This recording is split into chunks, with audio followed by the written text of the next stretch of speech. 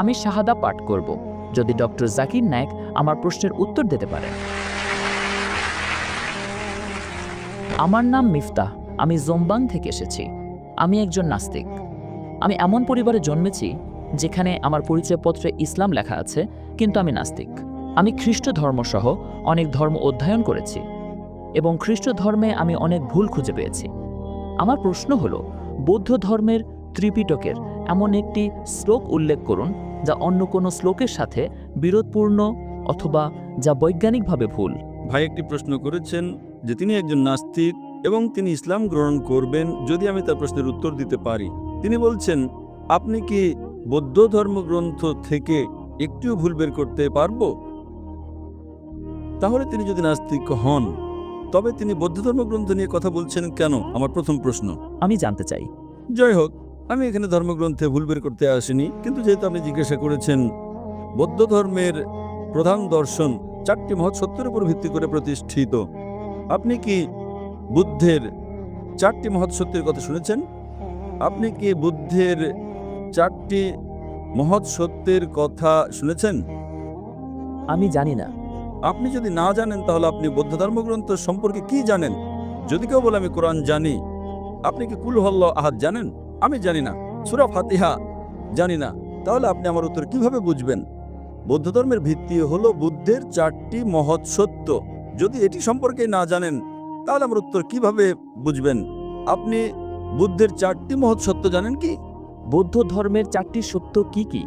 কিন্তু আপনি যদি তা নাই জানেন, তাহলে সেগুলো সঠিক না ভুল কিভাবে বুঝবেন? যাই হোক, আমি আপনার মতো নই। কিন্তু আমি ত্রিপিটক গ্রন্থের শ্লোকের ভুল সম্পর্কে জানতে চেয়েছি।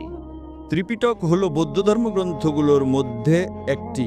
বৌদ্ধ ধর্মগ্রন্থে ধম্মপদ সহ আরও অনেক কিছুই রয়েছে, কিন্তু আমি মৌলিক বিষয় নিয়ে আলোচনা করছি, আরও ভালো মৌলিক বিষয়। এখন বুদ্ধের মতে তিনি বলেছেন যে 4টি মহৎ সত্য রয়েছে। প্রথমটি হলো এই জগতে দুঃখ এবং কষ্ট রয়েছে। দ্বিতীয় সত্য, দুঃখ ও কষ্টের কারণ হলো তৃষ্ণা। তৃতীয়, দুঃখ ও কষ্ট দূর করতে হলে আকাঙ্ক্ষা দূর করতে হবে। চতুর্থ, আকাঙ্ক্ষা দূর করতে হলে অষ্টাঙ্গিক মার্গ অনুসরণ করতে হবে। আমি আবার বলছি, বুদ্ধ বলেছেন প্রথম মহৎ সত্য হলো এই জগতে দুঃখ এবং কষ্ট রয়েছে। দ্বিতীয়ত, দুঃখ ও কষ্টের কারণ হলো তৃষ্ণা।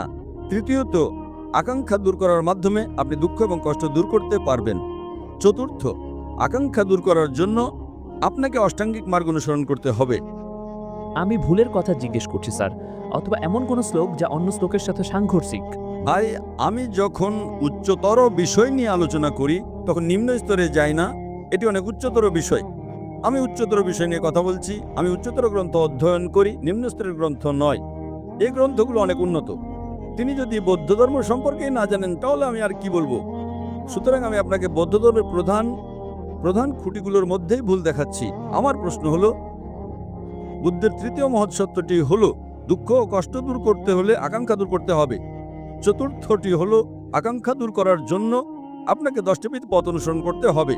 প্রশ্নটা হলো, যদি আমাকে 10টা বিধ পথ অনুসরণ করতে হয়, তাহলে সেই পথ অনুসরণ করার জন্য আমার মধ্যে একটা আকাঙ্ক্ষা থাকতে হবে। সুতরাং এটা বলছে যে আকাঙ্ক্ষা দূর করার জন্য আপনার আকাঙ্ক্ষা থাকা উচিত। তাই এটি যৌক্তিকভাবে স্ববিরোধী। আপনি কি বুঝতে পারছেন? হ্যাঁ হ্যাঁ। বুদ্ধের 3য় মহৎ সত্যটি হলো দুঃখ ও কষ্টের কারণ হলো আকাঙ্ক্ষা। তৃতীয় সত্য, আকাঙ্ক্ষা দূর করতে হলে কষ্ট দূর করতে হবে। চতুর্থটি হলো আকাঙ্ক্ষা দূর করার জন্য আপনাকে 10টা বিধ পথ অনুসরণ করতে হবে। তার মানে সেই পথ অনুসরণ করার জন্য আপনার মধ্যে আকাঙ্ক্ষা থাকতে হবে। সুতরাং এটা বলছে যে আকাঙ্ক্ষা দূর করার জন্য আপনার আকাঙ্ক্ষা থাকা উচিত। তাই এটি যৌক্তিকভাবে স্ববিরোধী। সুতরাং মূল ভিত্তিটাই এটা একটা তাসের ঘরের মতো। এটি স্ববিরোধী। আকাঙ্ক্ষা দূর করার জন্য আপনার আকাঙ্ক্ষা কিভাবে থাকতে পারে? সুতরাং এটাই কারণ। এবং আপনি আমার অন্য ভিডিও ক্যাসেটগুলো শুনতে পারেন, যেখানে আমি বৌদ্ধ ধর্ম নিয়ে কথা বলেছি। কিন্তু আমি মূলত শীর্ষস্থানীয় বিষয়গুলো নিয়ে আলোচনা করি, নিম্নস্তরের বিষয়গুলো নয়। আমি প্রধানত ধম্মপদ এবং অন্যান্য ধর্মগ্রন্থ নিয়ে কথা বলছি। আশা করি এটা আপনার প্রশ্নের উত্তর দিয়েছে। ভারতে শান্তি দেবীর পুনর্জন্ম সম্পর্কে, শান্তি দেবীর পুনর্জন্ম নিয়ে আপনার মতামত কি? ভারতে একজন শান্তিদেবী আছেন, ভারতে অনেক শান্তিদেবী আছেন, তার পুনর্জন্ম হয়েছে। এটি হিন্দু ধর্মের একটা দর্শন, কিন্তু এটি অযৌক্তিক এবং অবৈজ্ঞানিক। কারণ একবার মারা গেলে বৈজ্ঞানিকভাবে আপনার পুনর্জন্ম হতে পারে না। এটা কেবল একটা অনুমান, এটি বৈজ্ঞানিকভাবে মোটেই প্রমাণিত নয়। এবং এমনকি বেদেও যখন পুনর্জন্ম নিয়ে কথা বলা হয়, পুন মানে পরবর্তী, জন্ম মানে জীবন। এমনকি ইসলামও বিশ্বাস করে পুনর্জন্ম বা পরকালে। তার মানে আপনি এই জগতে আসেন এবং পরকালে আপনাকে পুনরুত্থিত করা হবে, কিন্তু কোনো জন্ম মৃত্যুর চক্র নেই। এটা একটা কাল্পনিক কাহিনী। সুতরাং বেদেও যখন পুনর্জন্ম নিয়ে কথা বলা হয় তখন সেটা পরকালের কথা বলে, যেটা আমরা বিশ্বাস করি। আপনি স্বর্গে বা নরকে যাবেন, কিন্তু এটি বিশ্বাস করে না যে আপনি মানুষ হয়ে আবার ফিরে আসবেন, আবার জন্ম নেবেন, আবার ফিরে আসবেন। এটি কেবল একটা অনুমান, যা বৈজ্ঞানিকভাবে অপ্রমাণিত। আশা করি এটা আপনার প্রশ্নের উত্তর দিয়েছি। ঠিক আছে। এবং সূরা ফুসসিলাতের ৯ নম্বর আয়াতে বলা হয়েছে যে পৃথিবী ২টি পর্যায়ে সৃষ্টি করা হয়েছে। আপনার মতে পৃথিবী এবং আকাশ কি একসাথে সৃষ্টি করা হয়েছে? আপনার মতামত কি? পৃথিবী ও আকাশ কি একসাথে সৃষ্টি করা হয়েছে নাকি হয়নি? ভাই, সূরা ফুসসিলাতের ৪১ নম্বর অধ্যায়ের ৯ নম্বর আয়াতের কথা বলছেন, যেখানে আকাশ ও পৃথিবীর সৃষ্টি সম্পর্কে বলা হয়েছে এবং তিনি জিজ্ঞাসা করছেন সেখানে কোনো স্ববিরোধিতা আছে কি না। সেখানে একটা আপাত স্ববিরোধিতা রয়েছে, আপাত। আপনি যদি যৌক্তিক না হন তবে আপনার মনে হতে পারে সেখানে একটা স্ববিরোধিতা আছে। সূরা ফুসসিলাতের ৪১ নম্বর অধ্যায়ের ৯ নম্বর আয়াতে বলা হয়েছে যে আল্লাহ আকাশ ও পৃথিবী সৃষ্টি করেছেন। তিনি আকাশকে ২ দিনে সৃষ্টি করেছেন। তিনি আকাশকে ২ দিনে সৃষ্টি করেছেন এবং তিনি সৃষ্টি করেছেন, সেখানে বলা আছে যে তিনি পৃথিবীকে ২ দিনে সৃষ্টি করেছেন, ২ দিন দিয়ে শুরু হয়, এবং পাহাড় সৃষ্টি করেছেন এবং সেগুলোকে পৃথিবীর উপরে স্থাপন করেছেন ৪ দিনে, এবং আকাশকে সৃষ্টি করেছেন ২ দিনে। এবং তিনি সেগুলোকে বললেন তোমরা উভয়ে এসো, ইচ্ছায় বা অনিচ্ছায়, এবং তারা বলল আমরা অনুগত হয়ে আসলাম। আয়াত নম্বর ১১। সুতরাং প্রশ্ন হলো, যখন আল্লাহ বলেন যে তিনি পৃথিবীকে ২ দিনে সৃষ্টি করেছেন এবং পাহাড়গুলোকে তার উপরে স্থাপন করেছেন উদ্ভিদ সহ ৪ দিনে, এবং আকাশকে সৃষ্টি করেছেন ২ দিনে, তাহলে এখানে যদি আপনি ২ + ৪ + ২, তবে এটি শোনায় ৮-এর মতো। এবং কোরআনের আরও অনেক জায়গায় আল্লাহ বলেছেন যে তিনি আকাশ ও পৃথিবী সৃষ্টি করেছেন ৬ দিনে। সুতরাং ইসলামের কিছু সমালোচক আছেন যারা বলেন দেখো এখানে এটি ২, ৪, ২ অর্থাৎ ৮ দিন, অথচ অন্য অনেক জায়গায় আল্লাহ বলেছেন তিনি আকাশ ও পৃথিবী সৃষ্টি করেছেন সিত্তাতা আইয়াম, ৬ দিনে। সুতরাং একটি স্ববিরোধিতা রয়েছে।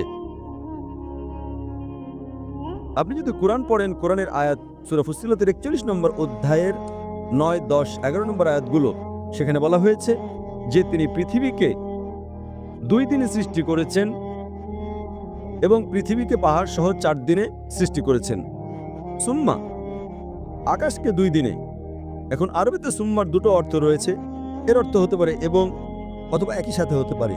সুতরাং আমি যদি আপনাকে বলি যে আমি একটা বিল্ডিং ৬ মাসে তৈরি করতে চাই, আমি ৬ মাসে তৈরি করতে চাই, ৬ মাসে আমি ৬ মাসে বিল্ডিং তৈরি করতে চাই, আমি সীমানা প্রাচীর তৈরি করি ২ মাসে, আমি বেসমেন্ট তৈরি করি 2 মাসে, এবং আমি ২০ তলা বিল্ডিংটা তৈরি করি 4 মাসে। আপনি তো 6 মাস বলেছিলেন, এটা তো 4 মাস। সীমানা প্রাচীর 2 মাসে, বেসমেন্ট 2 মাসে। আমি যখন সীমানা প্রাচীর তৈরি করছি তখন আমি একই সাথে বেসমেন্টও তৈরি করছি। সুতরাং আমি যখন 2 মাসে সীমানা প্রাচীর তৈরি করছি তখন আমি বেসমেন্টও 2 মাসে তৈরি করছি। সুতরাং সীমানা প্রাচীর এবং বেসমেন্ট আমরা 2 মাসে তৈরি করছি, তারপর বাকি 20 তলা আমি 4 মাসে তৈরি করছি। তাহলে মোট কত হলো? ৮ মাস। 6 মাস, 8 মাস নয়। সুতরাং একইভাবে যখন আল্লাহ বলেন যে তিনি পৃথিবী এবং তার উপরে পাহাড়গুলোকে স্থাপন করেছেন 2 পর্যায়ে, পাহাড় পর্বত 4 পর্যায়ে 6 মাসে, সুম্মা যখন এটা ঘটছিল তখন তিনি আকাশও তৈরি করেছিলেন। সুতরাং আসলে এটা 6 মাসই। কোরআনের কোথাও একটিও স্ববিরোধিতা নেই। আল্লাহ কোরআনে বলেছেন সূরা নিসার 4 নম্বর অধ্যায়ের 82 নম্বর আয়াতে, أفلا يتدبرون القرآن তারা কি যত্ন সহকারে কোরআন নিয়ে চিন্তা করে না? أفلا يتدبرون القرآن ولو كان من عند غير الله لوجدوا فيه اختلافا كثيرا। তারা কি যত্ন সহকারে কোরআন নিয়ে চিন্তা করে না? যদি কোনো স্ববিরোধিতা থাকতো তবে অনেক, যদি এটা আল্লাহ ছাড়া অন্য কারো পক্ষ থেকে হতো তাহলে অনেক স্ববিরোধিতা থাকতো। সুতরাং কোরআন বলছে যে কোরআনের একটিও স্ববিরোধিতা নেই, কোরআনের একটিও ভুল নেই। আশা করি উত্তর পেয়েছেন। এখন কি আপনি শাহাদা পাঠ করবেন? আপনি শাহাদা পাঠ করবেন? এখনো নয়। পুলিশ বলছে সময় শেষ। আরেকটি প্রশ্ন, থামুন থামুন, পুলিশ বলছে সময় শেষ। হ্যাঁ, আমি শাহাদা পাঠ করতে চাই। থামুন, আমার কথা শুনুন, আমার কথা শুনুন। আমি শাহাদা পাঠ করতে চাই। ঠিক আছে, মাশাআল্লাহ। আমি কি শাহাদা পাঠ করাতে পারি, নাকি পুলিশকে জিজ্ঞাসা করতে হবে? আমি কি শাহাদা পাঠ করাতে পারি? না, আমার সাথে মুসলিম পুলিশ আছে। আমি কি এটি করাতে পারি নাকি না? ভাই পুলিশ, আমি কি শাহাদা পাঠ করাতে পারি নাকি না? 2 মিনিট। আল্লাহ আপনাকে সব দেবেন। আপনি কেন অমুসলিমদের মুসলিম হতে বাধা দিতে চাইছেন? আল্লাহ আপনাকে সব দেবেন ইনশাআল্লাহ। ভারতে তারা আমাকে রাত 12টা 2টা পর্যন্ত অনুমতি দেয়। ইন্দোনেশিয়ায় কেন রাত 11টা? Yes, he wants to shahada. اوكي ما شاء الله. আপনি কি একমত ঈশ্বর একজন? হ্যাঁ, আমি এক ঈশ্বরে বিশ্বাস করি। আপনি কি বিশ্বাস করেন যে হযরত মুহাম্মদ ঈশ্বরের নবী? হ্যাঁ, আমি বিশ্বাস করি। আপনি কি ইসলাম গ্রহণ করতে চান? হ্যাঁ, আমি করতে চাই। আপনি কি কেউ বাধ্য করছে ইসলাম গ্রহণ করতে? না, কেউ নেই, না। আপনি কি নিজের ইচ্ছেই করছেন? হ্যাঁ, স্বেচ্ছায়। আপনি কি টাকা বিনিময়ে ইসলাম গ্রহণ করছেন? কেউ নেই, শুধু আমার পরিবার মুসলিম পরিবার থেকে এসেছি, তাই আমি ইসলাম গ্রহণ করতে চাই। আমি আপনার ভিডিওগুলো থেকে খুঁজে বের করেছি। মাশাআল্লাহ, মাশাআল্লাহ। ইনশাআল্লাহ আমি আরবিতে বলবো, আপনি পুনরাবৃত্তি করতে পারেন। আশহাদু আশহাদু আল্লাহ আল্লাহ ইলাহা ইলাহা ইল্লাল্লাহ ইল্লাল্লাহ ওয়া আশহাদু ওয়া আশহাদু আন্না আন্না মুহাম্মাদান মুহাম্মাদান আবদুহু আবদুহু ওয়া রাসূলুহু। ওয়া রাসূলুহু। আমি সাক্ষ্য দিচ্ছি আমি সাক্ষ্য দিচ্ছি যে যে কোনো উপাস্য নেই কোনো উপাস্য নেই আল্লাহ ছাড়া, আল্লাহ ছাড়া, এবং আমি সাক্ষ্য দিচ্ছি এবং আমি সাক্ষ্য দিচ্ছি যে যে নবী মুহাম্মদ সাল্লাল্লাহু আলাইহি সাল্লাম নবী মুহাম্মদ সাল্লাল্লাহু আলাইহি ওয়াসাল্লাম হলেন রাসূল হলেন রাসূল এবং বান্দা এবং বান্দা একমাত্র আল্লাহর। একমাত্র আল্লাহর। মাশাআল্লাহ, আপনি এখন মুসলিম। تكبير تكبير. এবং আমি আল্লাহ সুবহানাহু ওয়া তাআলার কাছে প্রার্থনা করি যেন আপনার পূর্বের সমস্ত গুনাহ মাফ করা হয়। আল্লাহ আপনাকে এই দুনিয়া ও পরকালে সর্বোত্তম প্রতিদান দেন। আল্লাহ আপনাকে আপনার বন্ধু এবং পরিবারকে ইসলামের পথে আনার জন্য পথ দেখান ইনশাআল্লাহ।